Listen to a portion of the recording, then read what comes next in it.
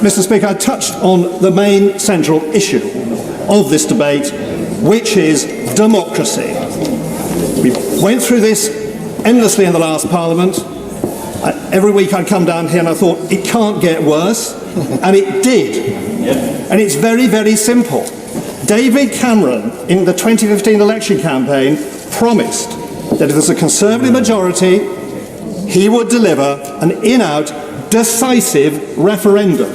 The people would be given the power. They would decide whatever they decided, remain or leave, Parliament would honour. That was then endorsed throughout the referendum debates. It was made very clear by the then Foreign Secretary, who's now left the House, that this was decisive. We, the MPs, we are currently sovereign.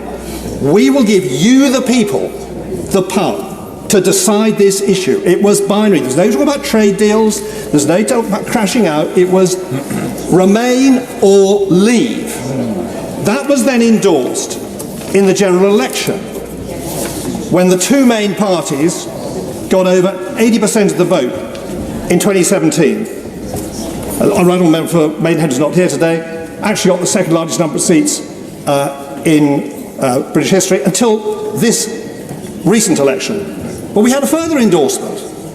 The people were given another bite to try to get the message across, and that was the European elections this summer, in which, amazingly, the Conservative Party managed to come fifth behind the Greens, because our then withdrawal agreement was so unpalatable.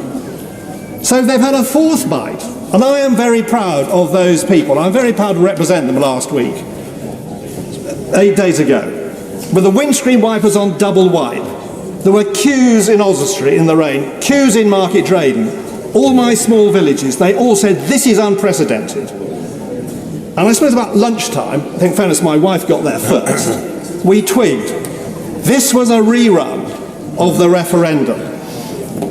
Those people had been abused, they'd been traduced, they'd been bombarded with propaganda leading up to the referendum, then after the referendum, and since then they were told they were thick, they were told they were racist. We in the RG were told we were fascists, we were Nazis, we were extremists. And what did we want? All we wanted was to honour the referendum, the core of which is that laws in taxes imposed upon British citizens would be levied by democratically appointed politicians, elected politicians of this House. If they passed good laws, they'd be re-elected. If they passed fair taxes and spent the money well, they would be re-elected.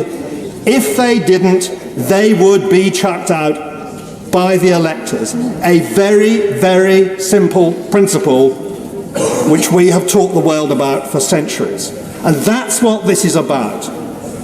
For those members, and it's staggering to hear them this morning, still quibbling, still cavilling about this. 4 times the people have spoken. How many more times do they have to speak to get it? They voted to leave. And this bill means they will leave. And I'm delighted for it. I've already touched, I'm going over my time, looking at the clock. Very, very briefly, I mentioned one issue. The Prime Minister gave me a splendid answer. I've touched on my fears on Northern Ireland. I would just very quickly like to mention fish and reiterate that in 2005, the Conservative Party voted for the election on my Green Paper, which established that the Common Fisheries Policy is a biological, environmental, economic, social disaster, and we need to replace it. We need to take back complete control of the EEZ and all our resources, and then on an annual basis, in an amicable manner like other maritime nations, negotiate reciprocal deals on quota. And that is the way ahead. But this is a day for democracy. No others want to speak. We are delivering what the people wanted 4 times, and I'm delighted to support the bill. Matthew